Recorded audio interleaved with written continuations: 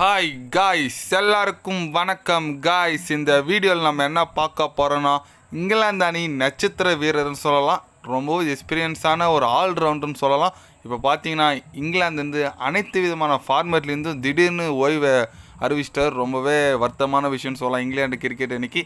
அது யார், எவர், எதுக்காக ஒரு ஓய்வு அறிவித்தார் சொல்லிட்டு வீடியோ டீட்டெயில்டாக பார்க்கலாம். அதுக்கு முன்னே நீங்கள் நம்ம சேனலுக்கு புதுசாக வந்திருந்தீங்கன்னா ஒரே ஒரு சப்ஸ்கிரைப் மட்டும் பண்ணிவிட்டவங்க வீடியோக்குள்ளே போகலாம். ஆமாங்க, அது வேறு யாரும் இல்லை, நம்ம மொயின் அலி தான். நம்ம மொயின் அலி பார்த்தீங்கன்னா சிஎஸ்கேக்கோசரம் ஐபிஎல்லில் நிறைய விளையாடி இருக்கார், சூப்பராக இன்னிங்ஸ்லாம் விளையாடி இருக்கார். அதே போல் தான் இங்கிலாந்து அணிக்கோசரம் நல்ல ஒரு கிரிக்கெட்டர். ஒரு 37 வயசு ஆகுதுங்க இவருக்கு. நல்ல ஒரு ஆல்ரவுண்டர், ஆஃப் ஸ்பின்னிங் போடுவார்.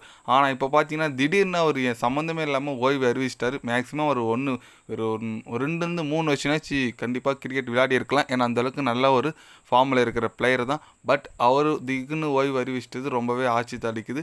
அவர் ஏன் ஓய்வு அறிவிச்சதா பர்சனலாக கேட்டதுக்கு என்ன சொன்னாருன்னு கேட்டிங்கன்னா, அடுத்தவர் ஆஸ்திரேலியா சீரீஸில் என்னை எடுக்கலை, ஏன் எடுக்கலைன்னு தெரில, அதில் நான் மிகவும் மன உளைச்சலுக்கு ஆளாயிட்டேன், அதனால தான் நான் இந்த ஓய்வை அறிவிச்சிட்டேன். அது மட்டும் இல்லாமல் நான் ரொம்ப கிரிக்கெட் லவ் பண்ணுறேன், ரொம்ப நாள் விளையாடணும்னு ஆசைப்பட்றேன். இருந்தாலும் என்ன அடுத்தவர் ஆஸ்திரேலியா சீரீஸில் எந்த ஒரு தொடர்லையும் என்னை எடுக்கலை, எனக்கு ரொம்பவே வருத்தமாக இருக்குது, அதனால தான் நான் ஓய்வு அறிவிச்சிட்டேன்னு சொல்லிட்டு கொஞ்சம் ஓப்பனாகவே பேசியிருக்காருன்னு சொல்லலாம். ஆமாங்க, மொயின் அலி ஒரு நல்ல ஆல்ரவுண்டருங்க. ஒரு off spinner, left arm batsman, மெயினாக இந்த லெஃப்ட் ஆர்ம் பேட்ஸ்மேன் தான். அதனால் நல்ல ஒரு சிஎஸ்கேக்கோசரம் சூப்பராக விளையாடிட்டு வந்துட்டு இருந்தார். பட் இங்கிலாந்து அணிக்கோசரம் நல்ல ஒரு ஆல்ரவுண்டராக வந்தார், நல்லா பண்ணிட்டு இருந்தார். பட் ஒரு நல்ல ஆல்ரவுண்டர் இழந்துட்டாங்கன்னு சொல்லலாம் இங்கிலாந்து அணி. ஏன்னா இங்கிலாந்து அணி இப்போ பார்த்தீங்கன்னா அடுத்து வர இந்த டெஸ்ட் சாம்பியன்ஷிப் ஒன்று வருது. அதுக்கப்புறம் பார்த்தீங்கன்னா ஐசிசி 50 ஓவர் சாம்பியன்ஷிப் ட்ராஃபிலாம் வருது. அதுக்காக டீம் செலக்ட் பண்ணுன்னு சொல்லிட்டு நிறைய யங்ஸ்டாருக்கு வாய்ப்பு தரதா தகவல் வந்திருக்கு. அதனால் நிறைய யங்ஸ்டார்கள் தான் வாய்ப்பு கொடுத்தாங்க. அது என்னமோ மொயின் அலிக்கு பிடிக்கலையோ என்னன்னு தெரியல, அவர் இதுக்குன்னு ஓய்வு அறிவிச்சிட்டாரு. பட் ஃப்யூச்சர் நோக்கி கண்டிப்பாக போய் ஆகணுங்க, எந்த டீமாக இருந்தாலும். இப்போ மொயின் அலிக்கு 37 வயசு ஆயிடுச்சு.